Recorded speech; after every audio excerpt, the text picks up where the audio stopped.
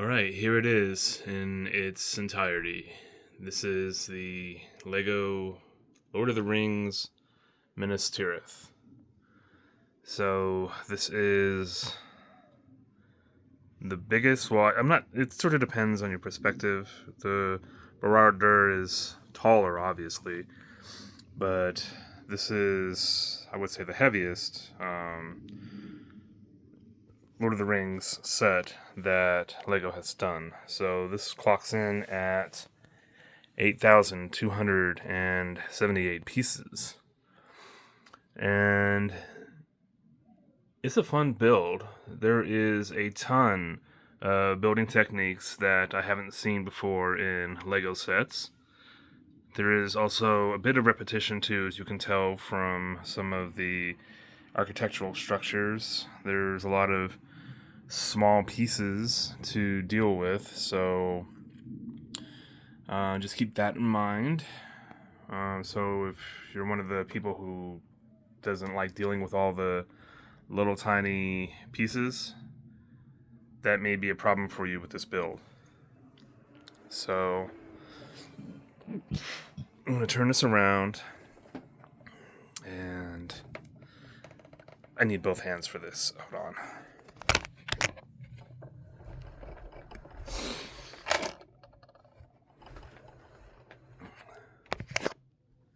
So what they've done essentially is they've made the front side ultra realistic, mini realistic, I guess you could say, and then they made the inside minifigure scale. So you can display your minifigures and stuff on the inside if you want. I'm going to have mine on the outside just so that way I can see them, because you're not going to see this when I put it up on the shelf.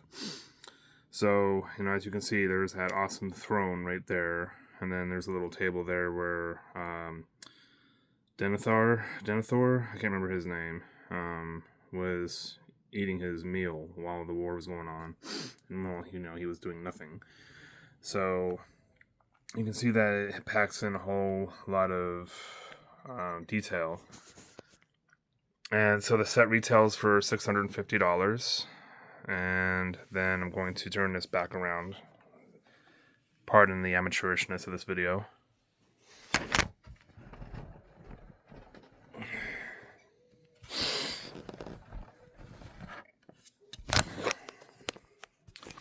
And so basically how it works is when you start building it, you build the first section, then you build the doors.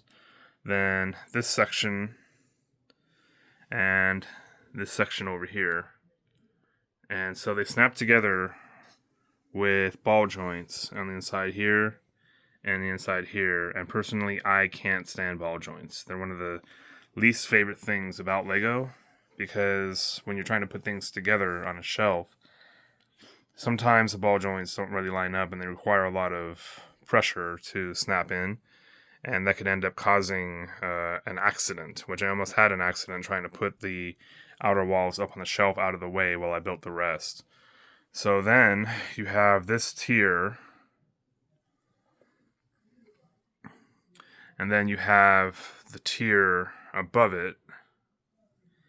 And this is another flaw of the design that I'm going to want to put out, because right here in the middle of the rock, I think it's like this section right here snaps this part here and this part here together.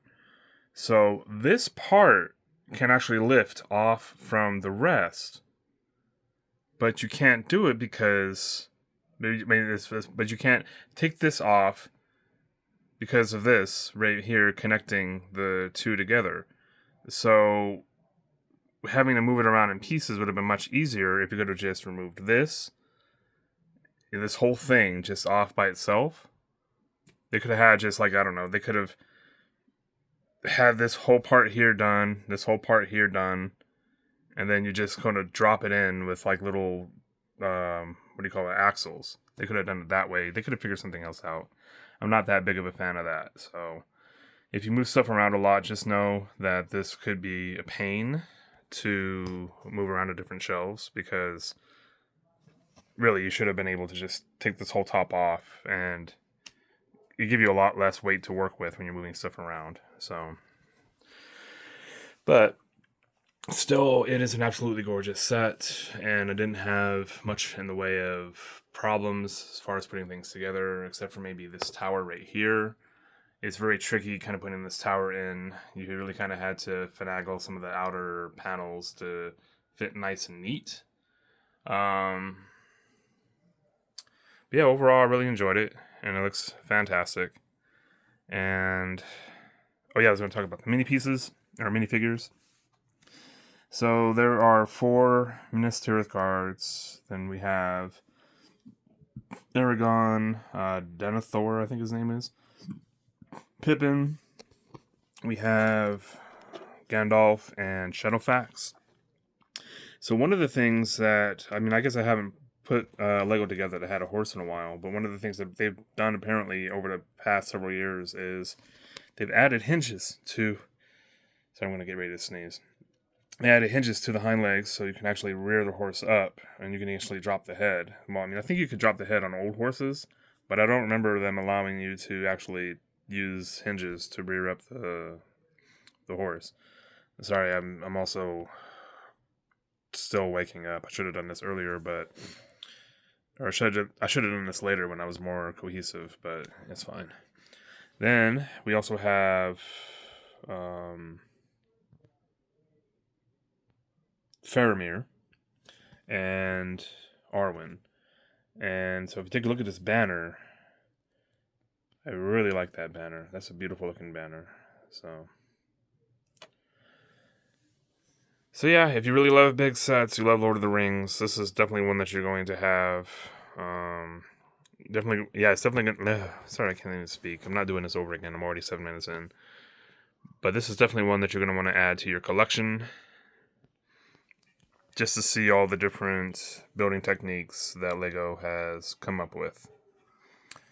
One other thing to keep in mind, there is absolutely nothing functional about this set, so that's a disappointment. So the doors here, no mechanics, so you literally have to push them open yourself. So I was a bit disappointed about that because in Barad-dûr they have this awesome mechanic where you turn a rock on the side and the doors will open. So nothing functional in this build at all, which is okay because there wasn't anything functional in Rivendell either. So they were just designed to be really beautiful looking sets that display very well. So anyway, thank you for watching and have a good morning.